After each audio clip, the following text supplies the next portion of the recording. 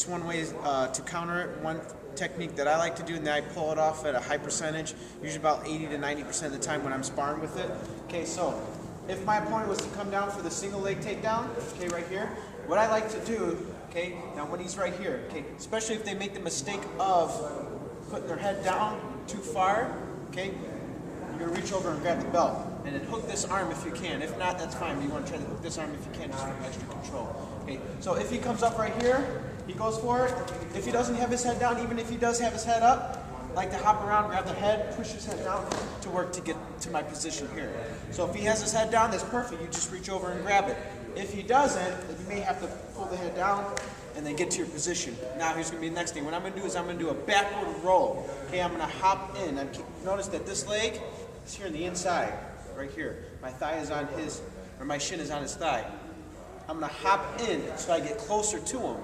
And I'm going to come down. Okay, I'm going to do this one. It'll be fast for the first time. Okay, and I'm going to roll up on top of the mount position. So let's do it again, really slow. Okay, so we're here in the position. I got his belt or his pants or his shorts or his shirt. This is going to be underneath. I'm going to hop in. I'm going to squat down, just like this. As I fall, okay, when I'm right here, I'm pulling, and this leg is kicking over. Just like that. So I pull with my arm, I pull with this arm, I kick this leg up to the ceiling, and all at the same time as I kick, I'm using his momentum and my momentum to follow up with the backward roll and end up in the mount position. So one more time. Okay, so practice it slow a few times. Once you get it, your partner comes in, fight for your position, hop in, kick up, roll, end up in the mount, and then from here you can even switch and to a different position.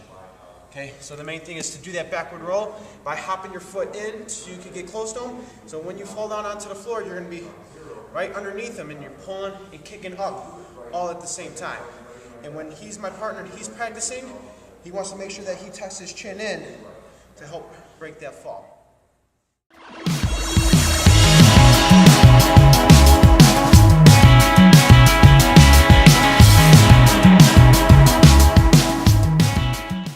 Okay, what we're going to work off now is from the double leg takedown, or we could take it for someone's just doing a wild tackle on us, okay? So the double leg takedown, we're here, my opponent comes in, okay, double leg takedown.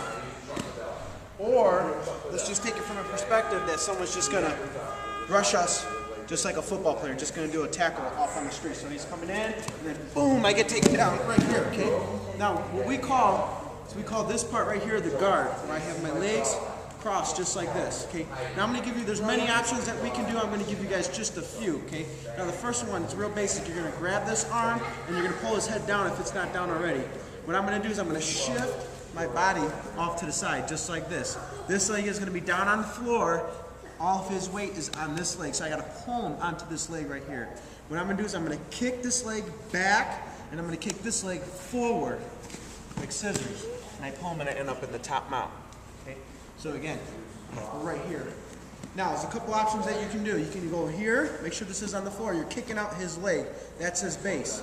So this is going to take care of that leg so he can't stop himself. I'm grabbing onto his arm. If I don't grab onto his arm, he's just going to pulse his arm out to stop himself. So I got to trap this arm. I pull it in just like this. Or if he's a big person, he's got a lot of weight, I can push his knee that way. And then at the same time I kick it. And I end up on top, this way. Okay. So that's what we call the scissor sweep. Another option, what you can do is you can do it either left arm or right arm. I'm going to come on the left arm.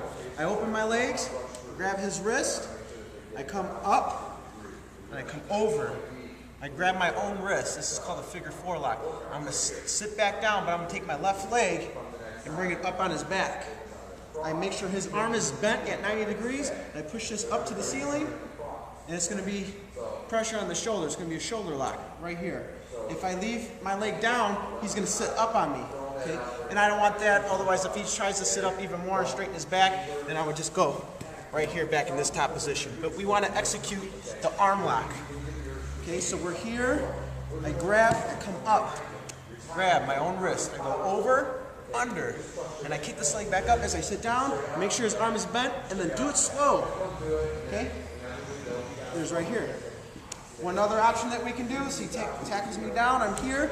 If I don't want to go for that arm, with my arm, what I can do now is I can kick this leg over and I push his head this way. I slide this right leg out. I'm going to grab his belt so he can't roll out of it. Come up. I'm going to sit up. Now, because he's really flexible in the shoulder, so what I do is I come up, I bring this leg back, and I'm going to move forward. Now I'm going to crank his shoulder with my leg. So one more time. So I'm here, I let go, I push his head, swing this leg over, and I spin, and I grab right away. Come up, right here, I bring this leg back, holding him here, and I move forward. There it is. If I can't get this leg back for some reason, if I'm right here, I can even just grab my hand and push it up like a joystick. Right there. So there's our three options. So one more time, he's going to tackle me. Okay, so he's going to come in. I get taken down right here, grab, scissor sweep. Option one. Okay. If he tackles me, option two is the figure four. Shoulder lock. Option number three, he tackles me, come over, kick this leg out, grab, come up, use my hand to apply the lock, or bring this leg back and use my whole body.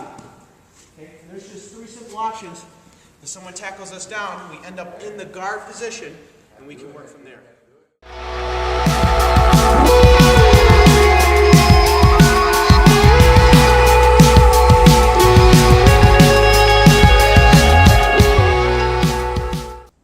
Okay, in this video we're going to cover the jab hook series, okay, just a few defenses off of it. So we're going to be working more counters off the jab, okay, getting repetitions on that, and off this hook too. And this can even be done, some of the defenses I'm going to show you off the hook can be done off someone that's going to be swinging like a wild punch at you, wild hooks, okay. So we're going to take it just off the basic, your jab and your hook from the boxers or kickboxer that's trying to strike, okay. So we're going to be here right to right lead. Okay, so he's going to throw the jab. I'm going to parry. Right away he comes with the hook. I'm going to cover. When I cover, I'm going to keep this hand up. My chin is going to be in, shoulders are going to be up like a turtle, and I'm going to roll my body, acting like a sponge so I absorb the shock. So I don't take all that hit just standing here. I roll with it at the same time. So he throws a jab, I'm going to parry, and I'm going to cover. I'm going to come back. My body's already set up for the hook. So I'm going to go with the hook, cross, hook. Now I'm set up for 2 round kicks at the end. 1, 2. Okay. So again, he's going to throw the jab, I parry, I'm going to cover, I'm already set up. The hook, cross, hook, and 2 round kicks. Okay, that's the first one. The second one is I'm going to cover and hit at the same time. I parry, I cover and hit. Okay, this can be a palm strike or it can be a closed fist. Okay, now I'm already set up for the cross, hook, cross. Now he's going to feed me the snap kick first and then the round kick secondly. Okay, so again, I'm going to parry, I'm going to cover and hit at the same time, cross, hook, cross, snap kick, round kick. Okay. The third one, I'm going to parry, and I'm going to do what's called a bob and weave, and I'm going to hit at the same time. I can hit to the body, or if it's in a street fight, I can hit to the groin. Okay. As I come up, I'm already set up for the cross, hook, cross, and snap kick to round kick. Okay. So again, the first one's going to be the cover. So I'm going to parry, cover, hook, cross, hook, and 2 round kicks. The second one is I'm going to parry, cover, and hit. I'm going to step in, cross, hook, cross, snap kick, round kick. And the third one, parry, bob and weave, and hit, cross, hook, cross, snap kick, to round kick. Okay, right now, just to keep it simple, we're doing the 2 double leg roundhouse kicks on the first one. And on the second and third one, we're throwing the snap kick, which is going to the groin, and then the round kick, which can go to the leg, can go to the ribs, can go to the head. Okay, but if this was a self-defense situation, I recommend that you keep your kicks below the waist, preferably the groin, or the thigh, or the knee, or the shin. Okay, that's where your targets want to be in a self-defense situation. If we're talking about sport, okay, or we're sparring, you can kick. Those 2 kicks at the end can be any kicks. It can be roundhouse kicks, they can be crescent kicks, they can be jumping snap kicks. Okay, they can be whatever you want to be. Okay, the higher you kick, the better workout you're gonna get. So if you want to get into shape, you want to work on that fitness level, start kicking high.